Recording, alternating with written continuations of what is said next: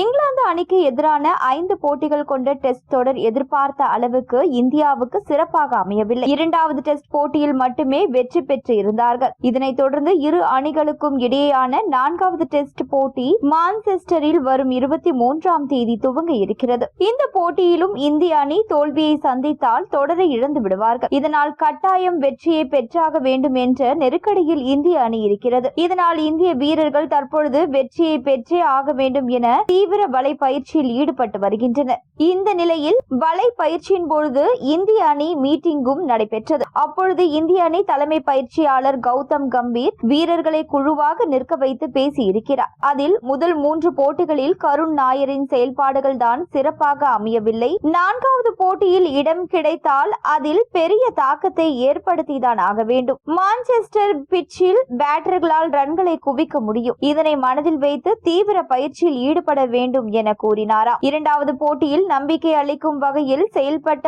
ஆகாஷ் தீப்பின் பந்து வீச்சு 3வது போட்டியில் திருப்திகரமாக இல்லை. முழு ஈடுபாட்டுடன் செயல்படாத மாதிரி தெரிந்தது. தவறுகளை திருத்திக் கொண்டு 4வது டெஸ்டில் நிச்சயம் அபாரமாக செயல்பட்டே ஆக வேண்டும். பந்து வீச்சு பயிற்சியாளர் மோர்னே மெர்காலுடன் கலந்து பேசி ஆலோசனைகளை கேட்டு 4வது டெஸ்டில் அபாரமாக செயல்பட்டே ஆக வேண்டும். நீங்கள் 2 பேரும் அபாரமாக செயல்பட்டு விட்டால் அணியை குறையே கிடையாது. நிச்சயம் பெரிய வெற்றியை பெறுவோம் என அப்பொழுது கம்பீர் பேசியதாக தகவல் வெளியாகி உள்ளது. 4வது போட்டி நடைபெறும் மான்செஸ்டர் மைதானம் பேட்டர்களுக்கு சாதகமாக இருக்கும் என கணிக்கப்பட்டுள்ளது. இங்கு கிட்டத்தட்ட பாதிக்கு பாதி போட்டிகள் டிராதான் ஆகியிருக்கிறது. அந்த அளவுக்கு இரு அணிகளாலும் ரன்களை குவிக்க முடியும்.